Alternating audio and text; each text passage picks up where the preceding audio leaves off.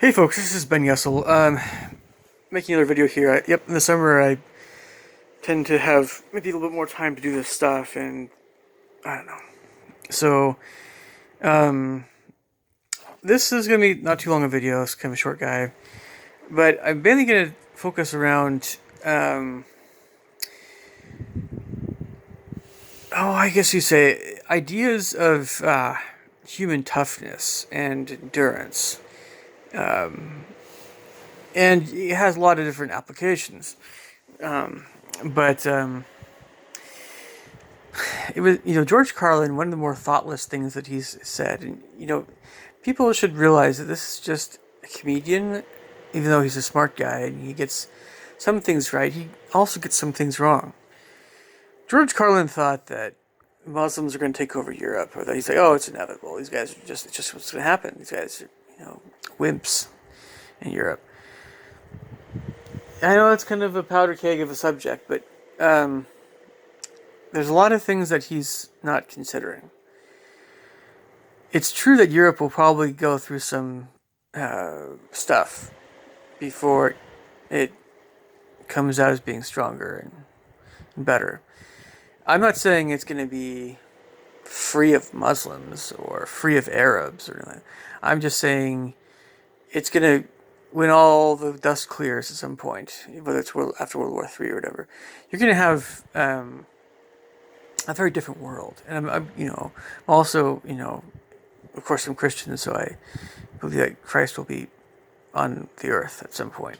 But what's going to happen is you're going to have a lot of decadence and a lot of everything is just going to change at the second coming. But if we're talking about before Jesus gets here, you're going to have you're going to have a time when there's going to be war, and there's going to be nobody's going to be safe from, or there will be safety, but it'll only be in certain locales, which might get to a different video. But you're going to have a lot of the fat cats in Europe basically go the way of Dodo. They're going to die. You're going to have some innocent people killed, but you're probably going to have people killed of all different religions and races. That's what's going to happen before things get better. But that wasn't what I was wanting to talk about.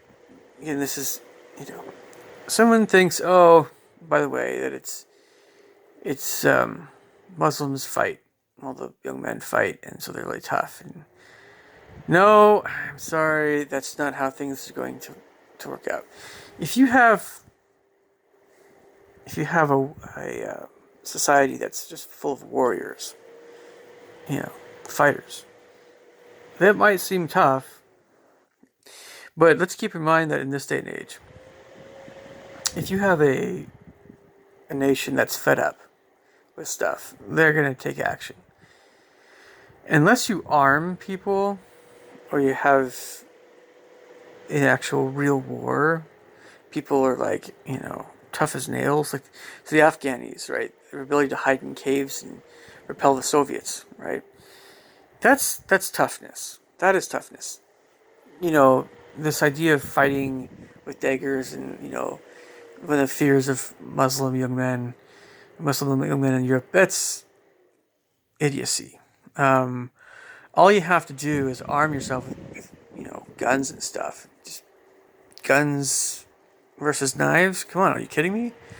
So it's just a matter of Europe being like, enough is enough, and they arm themselves, and but then of course if you mow down a bunch of Arabs, the Arabs are going to retaliate and back and forth, and you're going to have World War III eventually.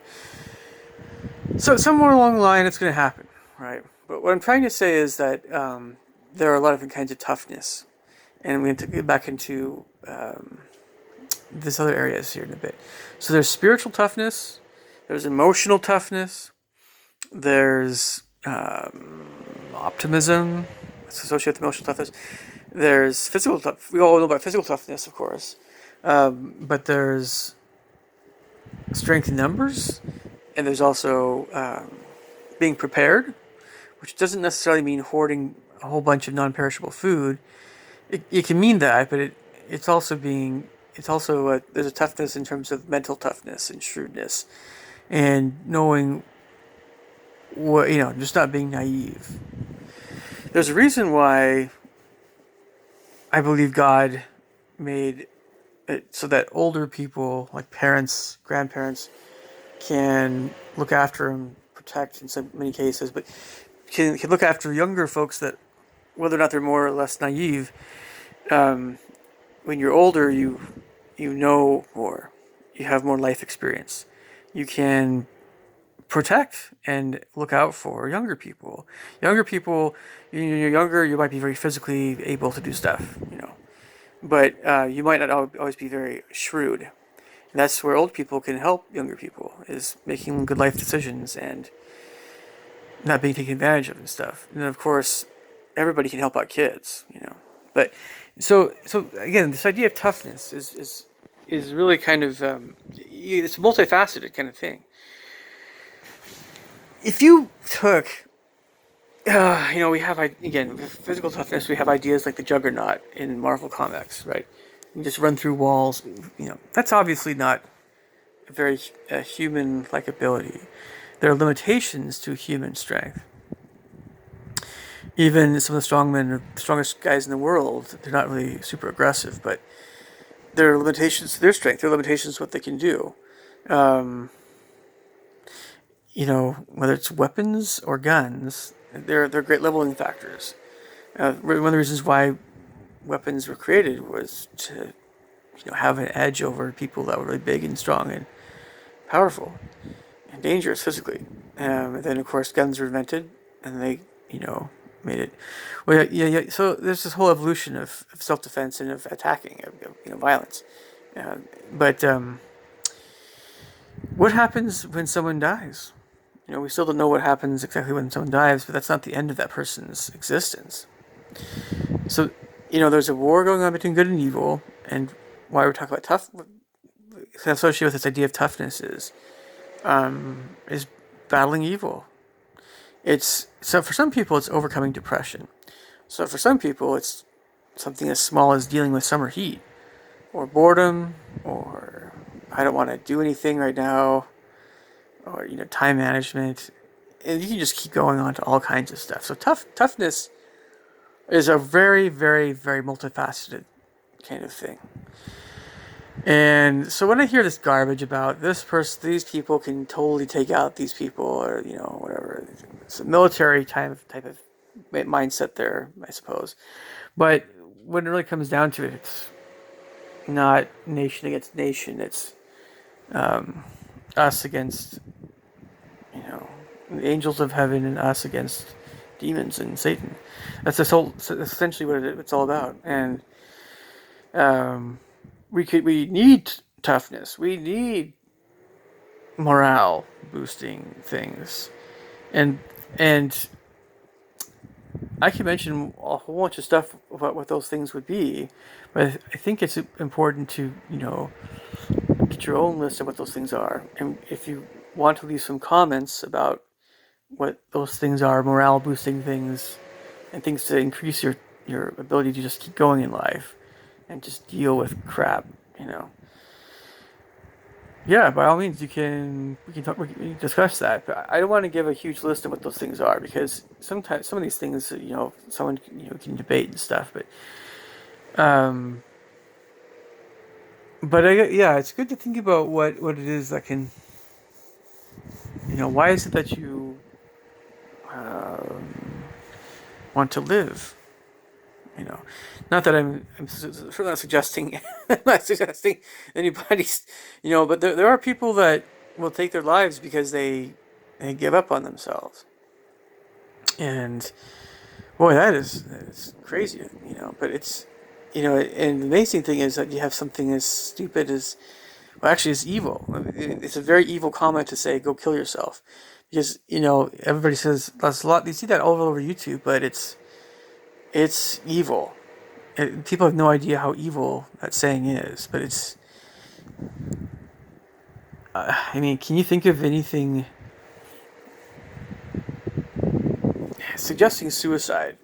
Is I've never done that in my entire life, ever. Not even joking.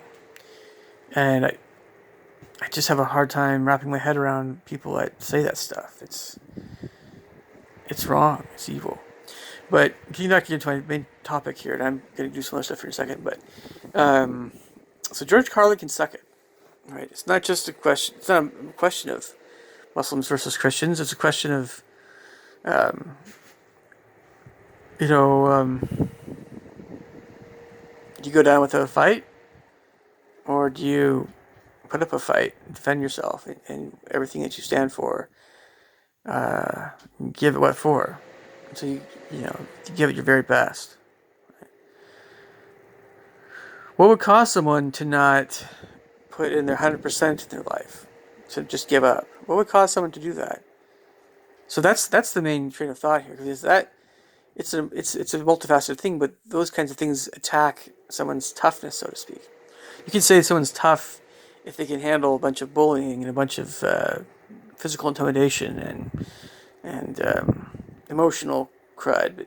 Well, the emotional crud starts to lean toward the internal stuff, which, let's be honest, it's the majority of what we're talking about when it comes to toughness.